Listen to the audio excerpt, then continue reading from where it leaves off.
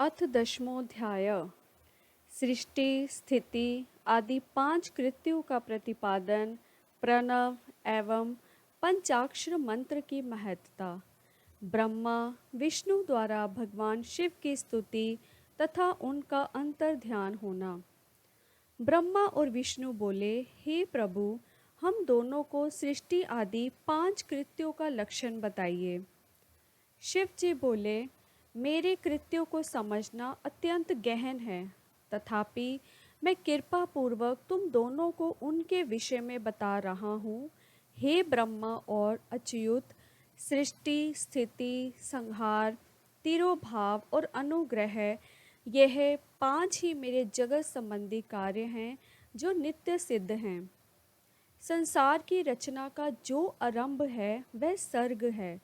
मुझसे पालित होकर सृष्टि का सुस्थिर रूप से रहना ही उसकी स्थिति कहा गया है। उसका विनाश ही संहार है। प्राणों का उत्क्रमण ही तिरोभाव है। इन सब से छुटकारा मिल जाना ही मेरा अनुग्रह है। इस प्रकार मेरे पांच कृत्य हैं। इन मेरे कर्तव्यों को चुपचाप अन्य पंचभूतादि वहन करते रहते हैं, जैसे जल में पड़ने वाले गोपुर बिंब में आवागमन होता रहता है।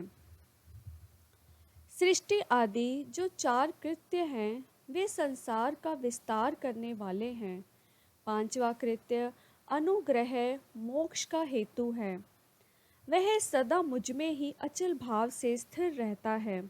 मेरे भक्तजन इन पांचों कृत्यों को पांचों भूतों में देखते हैं।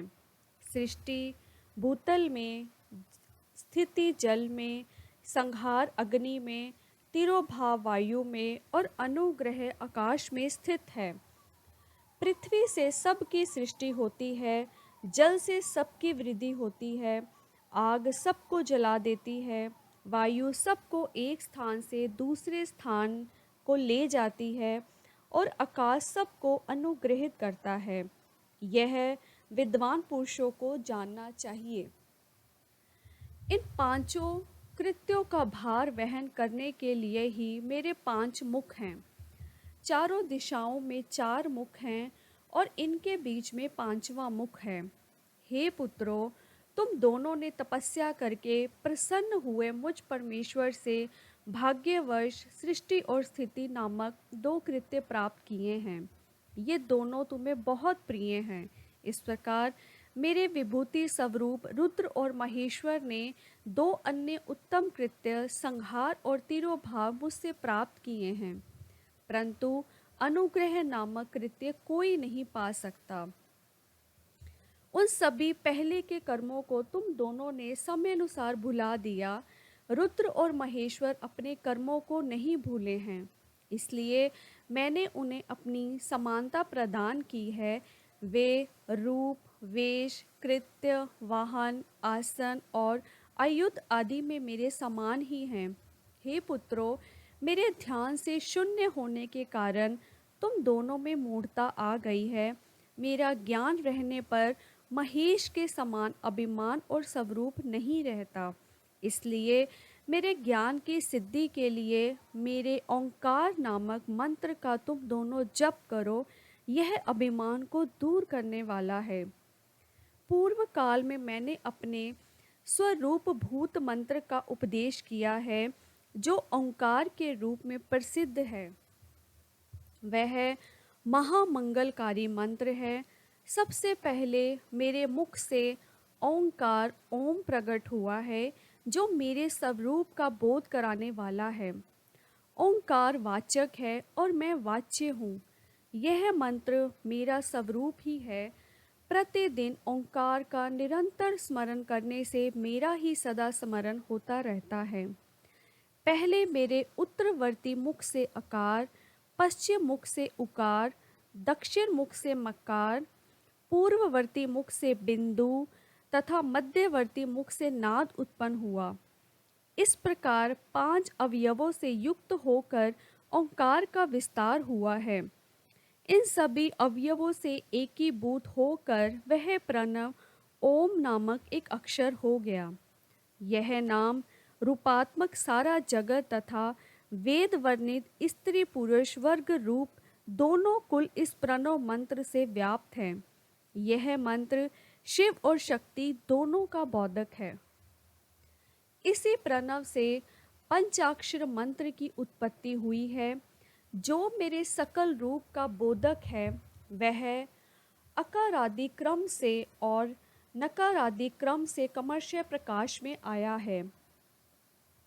ओम नमः शिवाय इस पंचाक्षर मंत्र से मात्र का वर्ण प्रकट हुए हैं जो 5 भेद वाले हैं।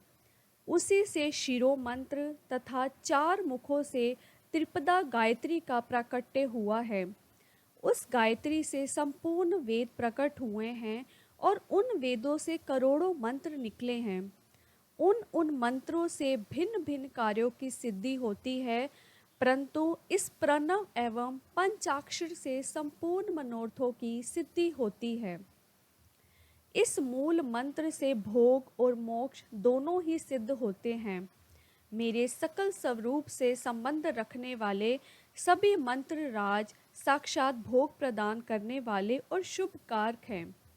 नंदिकेश्वर बोले, तदनंतर जगदम्बा पार्वती के साथ बैठे हुए गुरुवर महादेव जी ने उत्तराभिमुख बैठे हुए ब्रह्मा और विष्णु को पर्दा करने वाले वस्त्र से आच्छादित करके उनके मस्तक पर अपना कर कमल रखकर धीरे धीरे उच्चारण करके उन्हें उत्तम मंत्र का उपदेश दिया। यंत्र तंत्र में बताई हुई विधि के पालन पूर्वक 3 बार मंत्र का उच्चारण करके भगवान शिव ने उन दोनों शिष्यों को मंत्र की दीक्षा दी।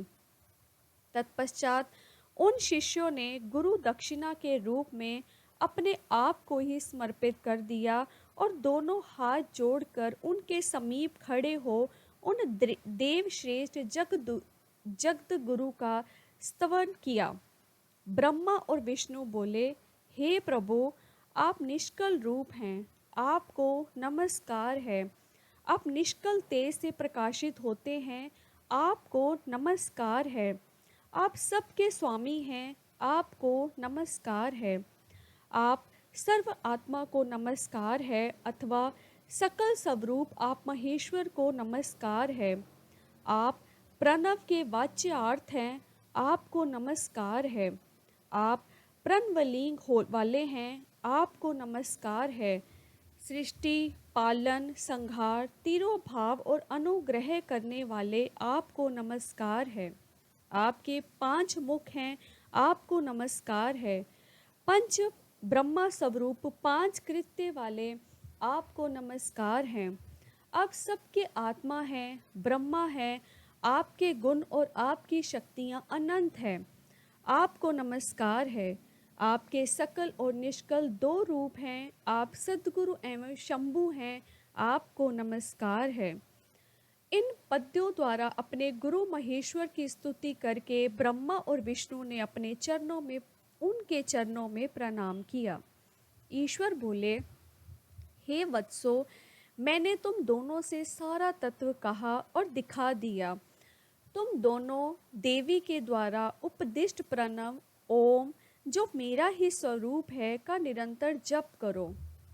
इसके जप से ज्ञान, स्थिर, भाग्य सब कुछ सदा के लिए प्राप्त हो जाता है। आद्र नक्षत्र से युक्त चतुर्दशी को प्रणव का जप किया जाए तो वह अक्षय फल देने वाला होता है। सूर्य की क्रांति से युक्त महा आद्रा नक्षत्र में एक बार किया हुआ प्रणव जप कोटि गुने जप का फल देता है। मृगशिरा नक्षत्र का अंतिम भाग तथा पूर्ण वर्षु का आदि भाग पूजा, होम और तर्पण आदि के लिए सदा आद्रा के समान ही होता है, यह जानना चाहिए।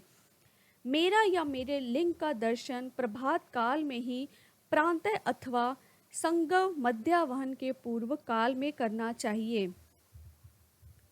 मेरे दर्शन पूजन के लिए चतुर्दशी तिथि निश्चित व्यापनी अथवा प्रदोष व्यापनी लेनी चाहिए, क्योंकि परवर्तनी अमावस्या तिथि से संयुक्त चतुर्दशी की ही प्रशंसा की जाती है। पूजा करने वालों के लिए मेरी मूर्ति तथा लिंग दोनों समान हैं, फिर भी मूर्ति की अपेक्षा लिंग का स्थान श्रेष्ठ है। इसलिए मुमुक्षु पुरुषों को चाहिए कि वे वेर मूर्ति से ही श्रेष्ठ समझकर लिंग का ही पूजन करें। लिंग का ओमकार मंत्र से और वेर का पंचाक्षर मंत्र से पूजन करना चाहिए। शिवलिंग की स्वयं ही स्थापना करके अथवा दूसरों से भी स्थापना करवा कर उत्तम द्रव में उपचारों से पूजा करनी चाहिए। इससे मेरा पद सुलभ हो जाता है। इस प्रकार उन दोनों शिष्य को उपदेश देकर भगवान शिव वहीं अंतर्ध्यान हो गए। इति श्री शिव महापुराणे प्रथमायां विदेश्वर संहितायां ओंकारोपदेश वर्णनम नाम 10वां अध्याय। इस प्रकार श्री शिव महापुराण के अंतर्गत प्रथम विदेश्वर संहिता में ओंकारोपदेश का वर्णन नामक 10वां अध्याय पूर्ण हुआ। हर हर महादेव।